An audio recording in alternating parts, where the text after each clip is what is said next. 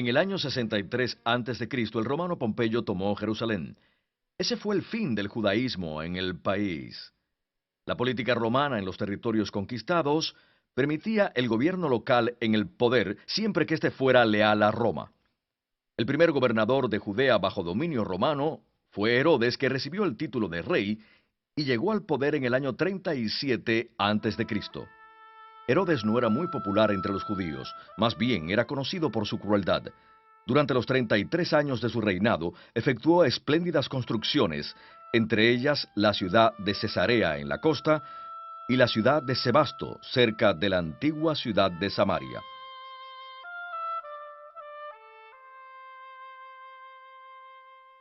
Herodes le dedicó ambas ciudades al emperador Augusto.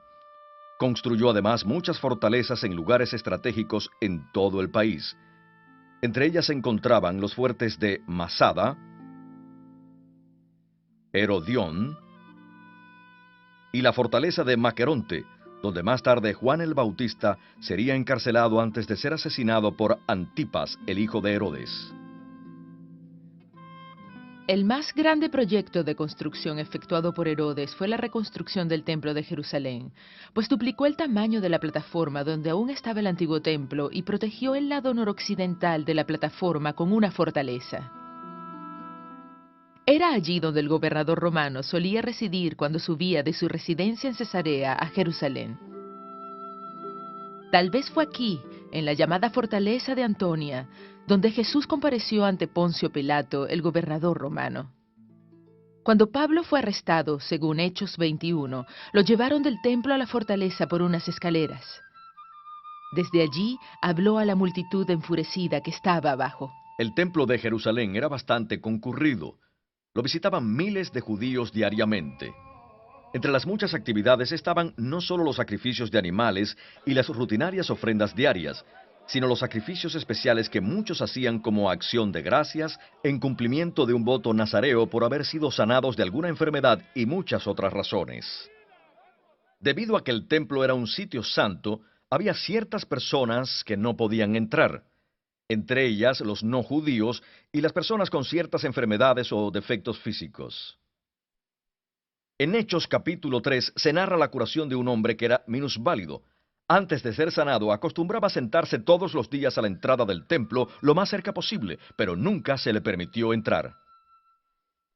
El gran patio que rodeaba el complejo del templo cumplía diferentes funciones. Allí podía encontrarse a los maestros de la ley con sus discípulos, y había también mesas y mostradores donde los viajeros podían comprar animales para sacrificarlos, además de cambiar el dinero de su ciudad natal por monedas aceptadas en el templo.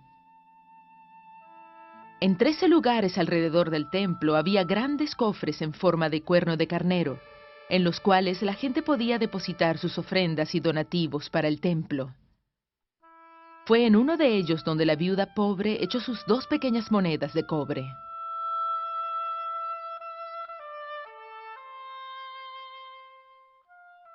Los lados sureste y suroeste de la plataforma del templo alcanzaban los 70 metros por encima del nivel del terreno.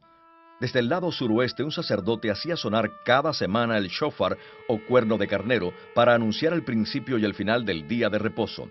Este sitio se conocía como el lugar donde se toca la trompeta.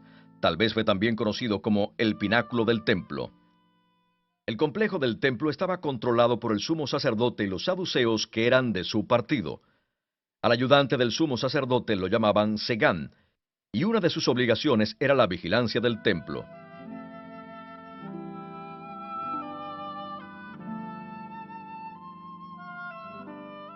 Además de adorar en el templo, los judíos podían también ir a la sinagoga cercana a su casa. No se puede precisar cuándo y dónde se construyeron las primeras sinagogas, pues no se mencionan abiertamente en ninguna parte del Antiguo Testamento. Sin embargo, en los tiempos del Nuevo Testamento había sinagogas en muchas partes del Imperio Romano. En la comunidad judía estas servían casi como un centro comunitario tanto para actividades religiosas como sociales. Las sinagogas juegan un papel importante en los Evangelios y en el libro de Hechos. En esta construcción se reconstruye cómo eran las sinagogas. La entrada estaba orientada hacia Jerusalén, mientras que en las pocas sinagogas del primer siglo que han sido excavadas no tenían una orientación específica. El espacio abierto en el centro estaba dividido por columnas de apoyo. Alrededor de 3 o 4 paredes había bancas donde podían sentarse los que llegaban a adorar, aunque la mayoría de ellos permanecía de pie. En los tiempos del Nuevo Testamento no se separaban los hombres de las mujeres. En un extremo del céntrico espacio abierto había una mesa que por lo general era de piedra. Sobre ella se encontraba un rollo de pergamino de los libros de Moisés. La lectura de las Escrituras era la actividad principal en la sinagoga del primer siglo. El día de reposo se hacía una lectura de los escritos de Moisés. A esta le seguía la lectura de un segundo rollo con los escritos de los profetas. A cualquier judío varón podía pedírsele hacer la lectura. Es posible que en los días de Jesús la lectura se haya hecho siguiendo una lista establecida, aunque todavía era común que el lector escogiera el pasaje que quisiera leer. La práctica generalizada era que quien leía las Escrituras debía permanecer de pie. Si acaso quería agregar a su lectura algunas palabras de exhortación, lo hacía sentado. El rey Herodes murió el año 4 a.C., y los romanos dividieron su reino entre sus 3 hijos. Arquelao recibió el título de etnarca o líder de la gente de la región de Judea. A sus 2 hermanos, Antipas y Felipe, se les dieron territorios al norte y al este del país, y se les llamó tetrarcas, que significa gobernantes de la 4ª parte del país. En el año 6 después de Cristo, la población de Judea estaba harta de la crueldad de Arquelao, por lo que una delegación fue a Roma a pedir que se les retirara del cargo, y los retiraron, pero en su lugar enviaron a un romano con el título de gobernador, y además hicieron de Judea una provincia de Roma. El gobernador de Judea más famoso fue Poncio Pilato, que gobernó durante los años 26 al 36 después de Cristo. Con el tiempo los gobernadores se fueron convirtiendo en tiranos, hasta que en el año 66 los judíos se rebelaron contra el gobierno romano. Esta rebelión duró 4 años, y a fines del verano del año 70 los romanos tomaron la ciudad de Jerusalén, destruyeron el templo y a muchos judíos se los llevaron lejos de su tierra como esclavos.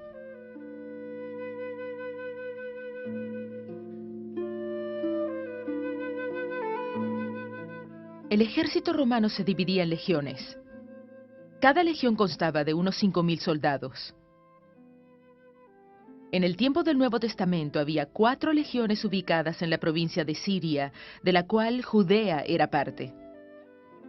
Cada legión estaba dividida en 10 cohortes, y cada cohorte tenía 6 centurias, de 80 hombres cada una. El jefe de una centuria se llamaba centurión. Algunos centuriones se mencionan en el Nuevo Testamento. El ejército romano podía usar su autoridad para hacer que una persona común prestara servicio de manera temporal. Este es el antecedente del dicho de Jesús: si alguien te obliga a ir 1 milla, anda con él 2 millas. Los soldados romanos ejercieron esta autoridad cuando obligaron a Simón de Cirene a cargar la cruz de Jesús hasta el lugar de su ejecución.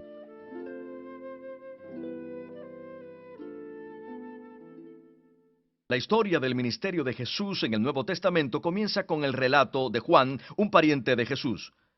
La información que el Nuevo Testamento da sobre Juan coincide mucho con lo que sabemos de él por medio de Josefo, historiador judío de fines del primer siglo. Juan vivía en el desierto, cerca de un lugar donde abundaba el agua, y bautizaba a la gente. El bautismo podía realizarse en agua corriente o estancada.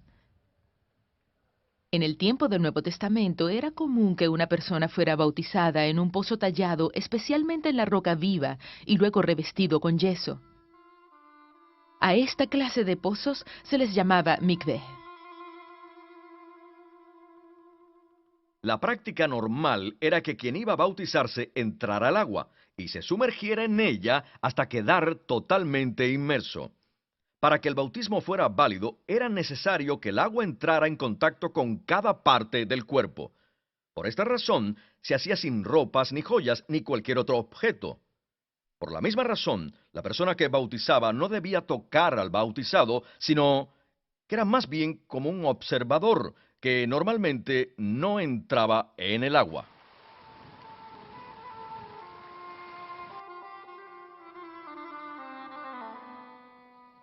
El ministerio de Jesús comenzó en la región norte de la tetrarquía gobernada por Felipe. Gran parte de lo que narran los evangelios se ubica en la región de Galilea, específicamente alrededor del lago conocido como Mar de Galilea, que en hebreo se llama Kinneret.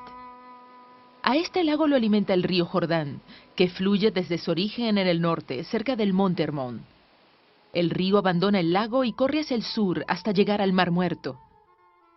Este lago se encuentra a más de 200 metros bajo el nivel del mar y 3 de sus lados están rodeados de colinas. En los evangelios casi todos los sucesos cerca del lago tienen lugar en su extremo norte. Todos los desplazamientos de Jesús sobre el lago ocurren aproximadamente en un eje este-oeste. Cuando en el Nuevo Testamento se dice que Jesús cruzó en una barca, por lo general significa que atravesó el lado noreste o noroeste del lago, no que lo cruzó de lado a lado. Debido a la poca elevación del mar de Galilea y otros factores geofísicos, predomina sobre el lago un viento constante que cobra más fuerza aproximadamente a media tarde cuando sopla de oeste a este, el cual levanta grandes olas en el lado oriental. Este viento por lo general disminuye al anochecer y puede cambiar de dirección durante la noche, mientras que ya no sopla tan fuerte. En los meses de invierno, la región de Galilea y el resto del país son objeto de tormentas que vienen del norte o del noroeste y que pueden ser muy violentas. Una historia que se repite en los 3 evangelios sinópticos habla de lo que pasó cuando Jesús ordenó a unos demonios que entrara en un hato de cerdos. Estos corrieron hacia un despeñadero y cayeron al lago. Pocos lugares coinciden con esta descripción, aunque probablemente esto ocurrió en el lado oriental del lago.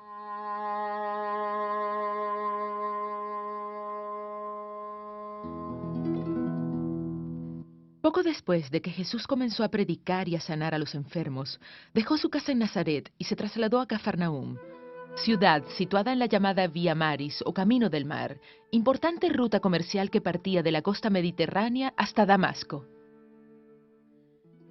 Esta se hallaba en la frontera política que separaba la tetrarquía de Galilea, gobernada por Herodes Antipas, de la de Gaulanitis, gobernada por su hermano Felipe. Por su ubicación, había en Cafarnaúm una aduana romana. Uno de los discípulos de Jesús, el recaudador de impuestos Mateo, probablemente trabajó allí. El pueblo también contaba con una pequeña guarnición militar acuartelada al este de la ciudad judía. Esta estaba comandada por un centurión que pudo ser uno de los mercenarios de Herodes Antipas. Las actividades de un recaudador de impuestos consistían en cobrar los aranceles a los comerciantes que viajaban por la Vía Maris, en cobrar los impuestos a los que pescaban en el mar de Galilea y en mantener el orden público. Cafarnaúm evidentemente era una ciudad pequeña, aunque lo bastante grande como para tener su propia sinagoga. Su población aproximada era de 1.000 o 1.500 personas y la mayoría vivía de la pesca en el lago. En los evangelios se mencionan algunos otros pueblos en esa región. Como a 5 kilómetros al norte de Cafarnaúm se encontraba el pueblo de Corazín. Allí, en una sinagoga de después de los tiempos del Nuevo Testamento, se encontró una silla conocida como la silla de Moisés. En los días de Jesús había también sillas de este tipo, pero no se sabe con certeza cuál era su uso. Lo que está claro es que eran símbolo de autoridad. Por eso la mayoría de las traducciones recientes de Mateo 23 no mencionan la silla en sí, aunque sí la autoridad de Moisés ejercida por los líderes judíos.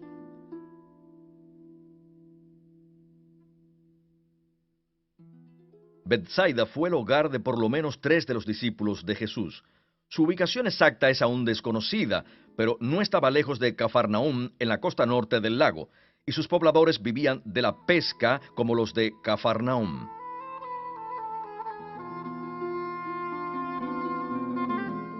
Una barca pesquera de Galilea medía unos 8,5 metros de largo y 2,5 de ancho, con capacidad para 12 o 15 personas.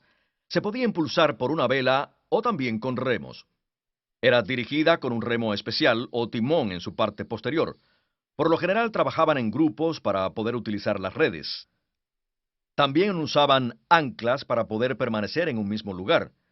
Estas se hacían con una piedra grande, la cual tenía un hoyo por el que se pasaba una cuerda y la cuerda se ataba a la barca. Esta muestra de barca pesquera fue descubierta en 1986, mientras el nivel del lago llegó a estar particularmente bajo. Tanto por el Antiguo como por el Nuevo Testamento se conocen diferentes tipos de redes para pescar. El esparabel lo podía usar un solo hombre. Era una red circular con pesas en sus bordes y una cuerda para jalar. Medía entre 6 y 7 metros y medio de diámetro. Con un movimiento circular se lanzaba desde una barca o desde la orilla para que cayera en el agua totalmente extendida. De este modo, con las pesas que llevaba en los bordes, se sumergía la red y los peces quedaban atrapados en ella. Luego se alaba la cuerda para cerrar la red y atraerla hacia el pescador. Un modo de pescar con red era arrastrarla por el agua para atrapar a los peces. Esta red era larga y rectangular. Pendía verticalmente en el agua con boyas en el borde superior y pesas en el inferior. Varios hombres alaban la red desde la barca o desde la orilla, y cuando los bordes se acercaban hacia la barca o hacia la orilla, los peces quedaban atrapados dentro de la red. Esta red se menciona en Mateo 13 y en el Antiguo Testamento en los libros de Ezequiel y Habacuc. Un tercer tipo de red se menciona en Job y en Eclesiastés, igual que en los evangelios sinópticos. Esta consistía en 3 redes unidas en capas. Una era una malla más fina y quedaba entre las otras 2 más gruesas. A diferencia de la red de arrastre, esta red no se movía para atrapar los peces, solo se echaba en el agua y se dejaba ahí por un buen tiempo hasta que los peces nadaban hacia ella y quedaban atrapados. Al nadar los peces a través de la malla externa y avanzar contra la fina, hacían que ésta atravesara la otra capa de malla gruesa, quedando así atrapados en una especie de bolsa de la que no podían salir. También podían pescarse peces uno a uno sin usar una red. Se usaba el anzuelo, pieza curva de metal, hueso o de alguna espina resistente. Uno de sus extremos era puntiagudo y por lo general detrás de la punta tenía una púa. En el otro extremo tenía una curva o recodo al que se ataba un hilo de pescar. Para atrapar al pez, se ponía alguna carnada que atrajera al pez en el anzuelo y este, unido al hilo, era arrojado al agua. Cuando el pez mordía la carnada, quedaba atrapado. Este tipo de pesca se menciona una vez en Amós 4 y una vez en Mateo 17. El Antiguo Testamento usa varias palabras para referirse a una lanza de pescar. El arpón era una vara de madera con una punta de metal o hueso con púas en un extremo. Es probable que en el otro tuviera una cuerda para que el pescador pudiera jalar el arpón. El pescador lanzaba el arpón e intentaba clavárselo al pez o animal acuático.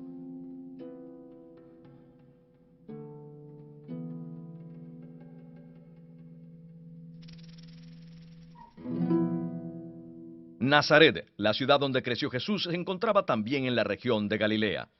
Si bien el griego del Nuevo Testamento siempre llama ciudad a Nazaret y nunca aldea, es un hecho que no era un lugar muy importante. Sus pobladores se dedicaban a la agricultura y a los oficios artesanales, uno de los cuales era el trabajo en materiales de construcción como madera y piedra. Según los evangelios, este era el oficio de José y tal vez también el de Jesús. Séforis, una ciudad importante de Galilea, se encontraba cerca de Nazaret.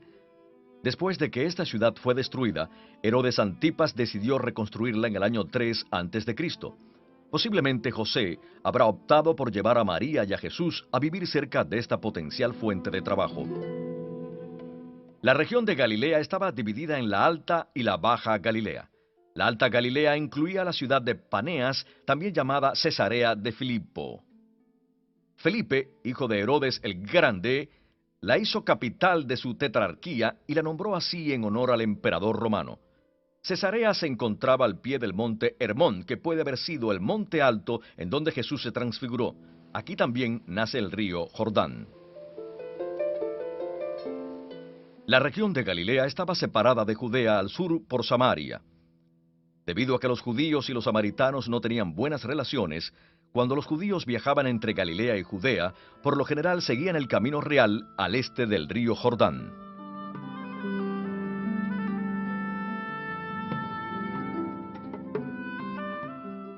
Las casas y otras construcciones se construían normalmente con el material más a la mano. En lugares como Mesopotamia y Egipto, no abundaban la piedra ni la madera y por eso las casas se hacían de adobe. En Israel, el material de construcción más accesible era la piedra. Esta se seleccionaba de tal manera que su forma encajara bien para hacer una pared. En caso contrario, era tallada por picapedreros. Las formas y medidas de las casas variaban de siglo a siglo y de ciudad a ciudad. Sin embargo, desde los días en que el pueblo de Israel entró en la tierra de Canaán hasta los tiempos del Nuevo Testamento, los materiales y métodos de construcción no variaron mucho. Ni siquiera la estructura básica de una casa de familia de pocos recursos cambió demasiado. La casa de una familia promedio era simple. Consistía en un patio abierto rodeado de cuartos en 3 de sus costados. Esta casa, que constaba de 4 espacios, solía llamarse la casa de 4 habitaciones. En cada lado del patio había un cuarto. Uno de ellos estaba por lo general cerrado y se usaba como depósito o cocina. Otro de los cuartos se usaba para actividades semejantes, aunque en muchos casos estaba abierto y quedaba separado del patio solo por unos pilares. En algunos casos, este segundo cuarto se usaba como establo para los animales de la familia. Ambos cuartos estaban techados, y algunos arqueólogos creen que por lo general también el patio estaba techado. Entre otras actividades que se realizaban en estos cuartos estaban el hilar, tejer y teñir telas, hacer herramientas o repararlas, y hasta prensar pequeñas cantidades de aceitunas para obtener aceite. En la parte posterior del patio y perpendicularmente opuesto a este había un cuarto largo. Aquí la familia dormía junta en el suelo, sobre esteras o en camas muy bajas. Cuando aquel hombre en la parábola de Jesús dice, «Estoy en cama con mis hijos», se entiende que estaba durmiendo en ese cuarto común, donde también comía la familia.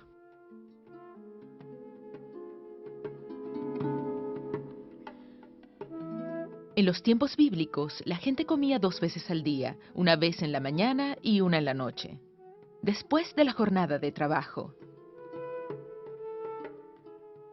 La comida se servía en platos grandes, sobre un tapete en el suelo, y los comensales se sentaban alrededor de él. Hay además referencias en la Biblia de gente sentada a la mesa para comer, en su mayoría, gente adinerada. La palabra hebrea para mesa originalmente se refiere a un tapete de paja o a una piel de animal tendida en el suelo. Aunque hubiera una mesa, esta era simplemente un tapete elevado. La posición para comer alrededor de la mesa era acodarse del lado izquierdo sobre un cojín, con las piernas ligeramente dobladas hacia atrás. En cierta ocasión en que Jesús estaba a la mesa, una mujer se le acercó por detrás y ungió sus pies. Desde esta misma posición, Juan reclinó su cabeza sobre el pecho de Jesús para hablarle. En la parábola de Lázaro y el hombre rico, Jesús dice que Lázaro fue llevado por los ángeles al seno de Abraham. Esto puede referirse a un simbólico banquete mesiánico, donde Lázaro ocupa el lugar de honor a la derecha de Abraham. En los tiempos bíblicos, la gente no usaba cubiertos como tenedores, cucharas o cuchillos para comer. Simplemente usaban las manos. Era práctica común partir un pedazo de pan y remojarlo en algún alimento o usarlo para tomar algún otro alimento. Cuando el proverbio habla del perezoso que pone su mano en el plato pero no se lo lleva a la boca, eso no quiere decir que esté comiendo con las manos, sino que su pereza le impide llevarse el bocado a la boca.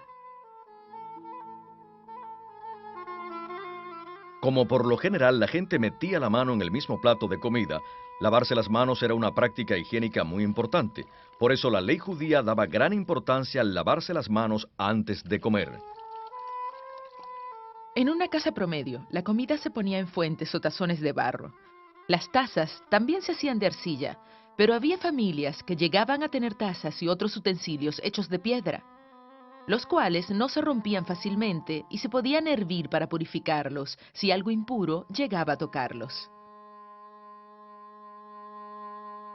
Este lujo de tener utensilios de metal o de vidrio solo podía dárselo un rico.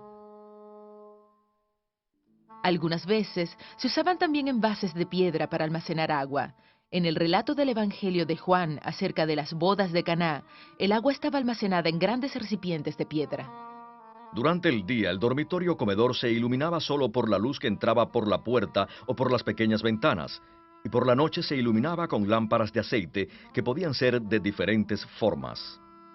Básicamente, la idea era la de tener una vasija abierta o cerrada con aceite de oliva, donde se colocaba una mecha de tela en el aceite y se encendía para dar luz. Por lo general, las paredes interiores y exteriores de la casa se recubrían con yeso. Esto evitaba que penetraran el aire o la lluvia o algunos insectos y animales pequeños. Aquí podemos ver cómo se construían las paredes. Primero tenían una capa de piedra y después las cubrían con barro, una mezcla de tierra y agua. Por fuera, como recibían el calor del sol, le aplicaban una o dos capas de yeso, el cual era más suave. En algunas casas estas capas de yeso se pintaban o se decoraban. El piso de una casa sencilla era generalmente de tierra apisonada, que por supuesto podía ablandarse debido a que la gente entraba y salía. Cuando la tierra así ablandada no se humedecía ni se volvía a apisonar, creaba una capa de polvo en el piso. En una de sus parábolas Jesús habla de una mujer que perdió una moneda en su casa. Y es que en un piso con tierra suelta fácilmente podía perderse una moneda. Para encontrar su moneda, la mujer tomó una escoba y barrió el piso. Una casa familiar usualmente tenía un piso, aunque algunas veces tenía más de uno. El techo de las casas era plano, y en la parte exterior normalmente había escaleras que conducían a la azotea. Muchas de las actividades se realizaban en la azotea. Allí dormían en tiempos de calor, o almacenaban granos y otros productos, o se sentaban a conversar con el fresco de la tarde. El techo tenía tres capas. Primero se ponían vigas de pared a pared, luego por encima, en forma transversal, ponían palos o cañas, como se ven en este caso, muy unidas unas a otras, como pueden ustedes ver. Encima de eso ponían una capa de tierra, la cual se apisonaba con un pesado rodillo de piedra. Algunas casas cubrían además la tierra con una capa de lajas. Cuando bajaron al hombre del techo de una casa para que Jesús lo sanara en Cafarnaúm, seguramente dañaron bastante el techo y probablemente echaron bastante tierra sobre Jesús y los que allí estaban con él. La capa de tierra sobre el techo era ideal para que las semillas llevadas por el aire cayeran y echaran raíces. Dado que la tierra era poco profunda, el pasto y la cizaña crecían rápidamente. Por la exposición al sol, el pasto pronto se secaba y moría. En algunas partes de la Biblia se compara a las personas malvadas con el pasto en la azotea. Aunque parezcan prosperar, serán juzgadas por Dios. La puerta de la casa era de madera, lo mismo que sus bisagras. Y podía asegurarse de dos maneras. La más común y segura era trancarla por dentro con una barra de madera o de metal. Aunque ya en aquellos tiempos la gente hacía también cerrojos de madera para sus puertas y las llaves podían ser de madera o de metal. Cuando la familia aumentaba, no se construía otra casa, solo se agregaba otro cuarto a la casa existente. Cuando un hijo se casaba, construían uno o dos cuartos más y llevaba a su esposa a vivir con su familia. Con el tiempo, la casa se convertía en un conjunto de varios cuartos pequeños. Una de las parábolas de Jesús comienza por citar Isaías 5, que habla del trabajo que debía hacerse antes de plantar una viña. Para proteger las uvas mientras maduraban en pleno verano, el dueño de la viña construía una torre para observar desde allí su propiedad. Cuando las uvas estaban listas para la cosecha, lo más conveniente era exprimirlas cerca de la viña. Las uvas se pisaban sobre una superficie plana, y de allí el mosto corría hacia una cuba. Para hacer esto había que aplanar la superficie y tallar la cuba en la roca.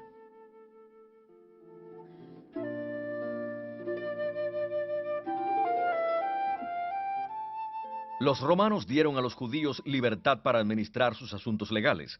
La Corte Suprema judía en los días del Nuevo Testamento era el Sanedrín, que se componía de un total de 70 miembros, además del sumo sacerdote que presidía las audiencias. El Sanedrín celebraba sus audiencias por lo general en un salón del templo, y podía incluso sentenciar a una persona a muerte, aunque no podía ejecutar la sentencia sin el permiso de las autoridades romanas. En Lucas 4 se relata el retorno de Jesús a Nazaret, ciudad donde él creció. En la sinagoga en Nazaret, Jesús leyó el libro del profeta Isaías. Lo que dijo después de leer hizo que los oyentes se enfurecieran e intentaran matarlo. La ley de Moisés estipulaba varias formas de pena de muerte, entre ellas la lapidación. Aún antes de los días del Nuevo Testamento se habían establecido los procedimientos para la ejecución de un convicto por lapidación. Para que la muerte fuera un poco más humanitaria, el reo era lanzado de cabeza desde una altura aproximada a la estatura de 2 hombres, con lo cual debía quedar inconsciente de inmediato. Luego los acusadores procedían a arrojar grandes piedras sobre el reo sentenciado, hasta matarlo. Cuando la gente de la sinagoga llevó a Jesús a un lugar alto, tenían la intención de apedrearlo, además de no seguir los procedimientos requeridos. El cuerpo del muerto debía enterrarse antes de caer el sol el mismo día. Hasta el momento del entierro debía ser colgado de un árbol como advertencia contra la maldad.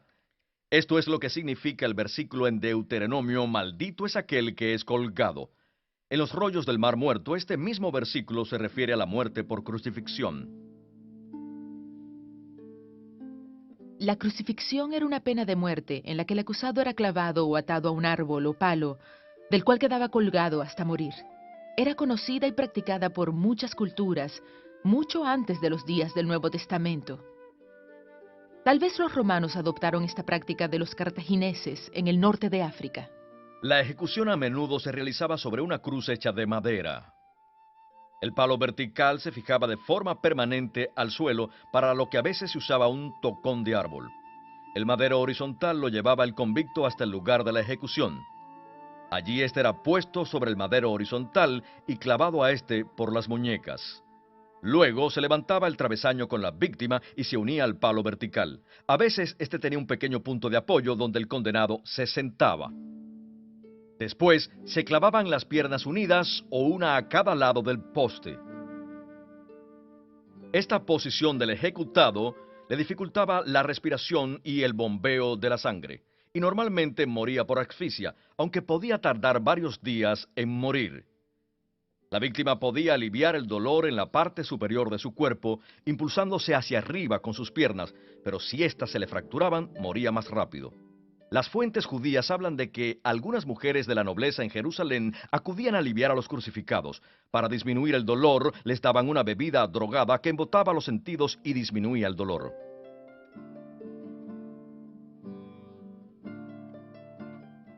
La forma de enterrar a los muertos en el Nuevo Testamento no había cambiado mucho desde los días del Antiguo Testamento. Los pobres no tenían más recurso que cavar en la tierra y cubrir a sus muertos con piedras. Los ricos, en cambio, usaban cuevas o tumbas labradas en la roca. Cientos de tumbas complicadas y sencillas se cavaron en las colinas alrededor de la ciudad de Jerusalén, principalmente en el Monte de los Olivos y en el Monte Scopus. En tiempos del Nuevo Testamento, los ricos acostumbraban ya colocar a sus muertos en una caja larga de piedra o sarcófago hasta que no quedara carne. Los huesos se colocaban luego en una caja pequeña llamada caja de los huesos u osario para su entierro final, y la caja larga se dejaba para el siguiente cuerpo.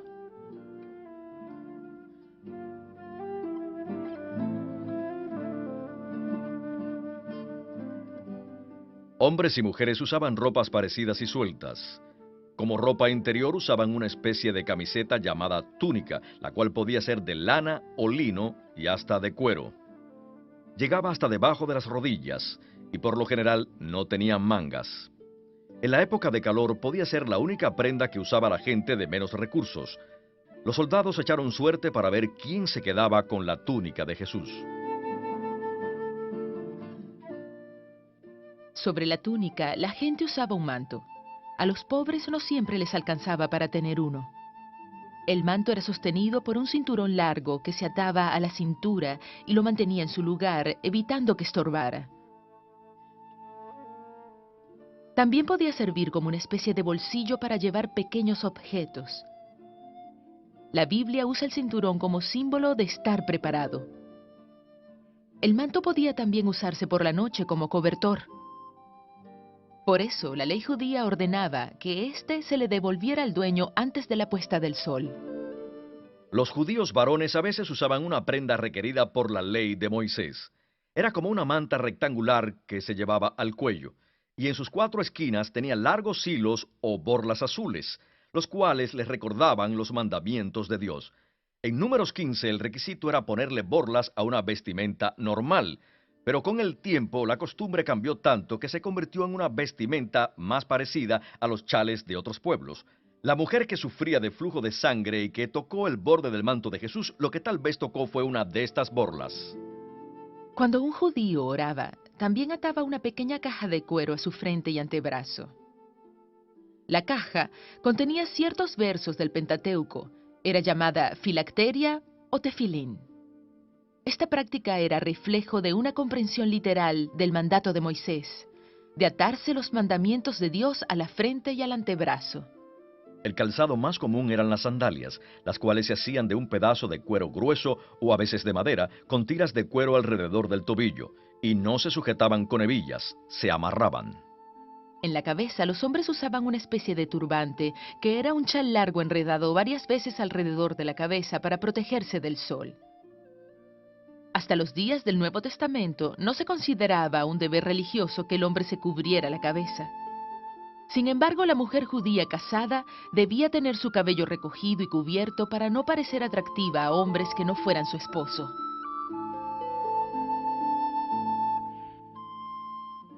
Los evangelios narran varios viajes de Jesús y sus discípulos entre Galilea y Jerusalén.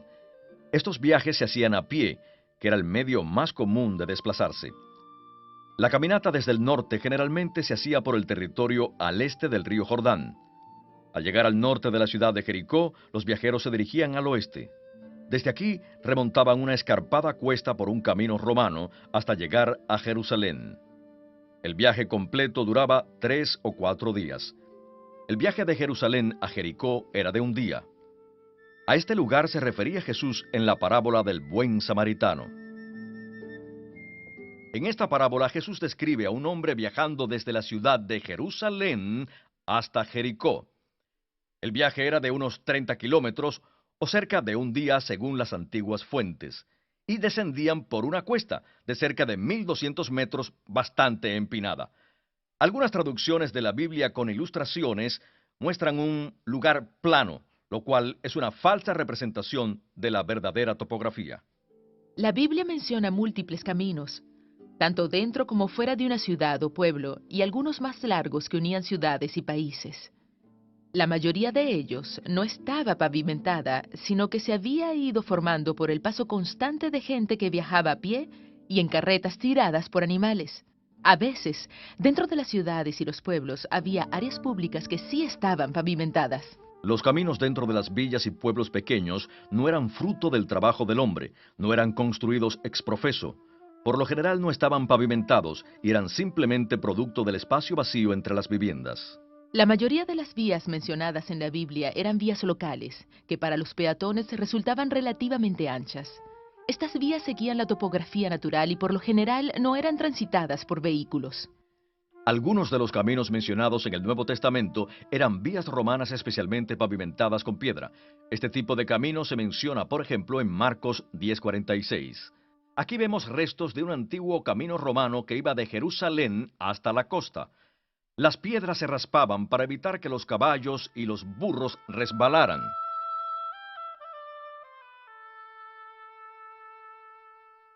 La ciudad de Jerusalén en los tiempos de Jesús contaba con unos 50,000 o 100,000 habitantes.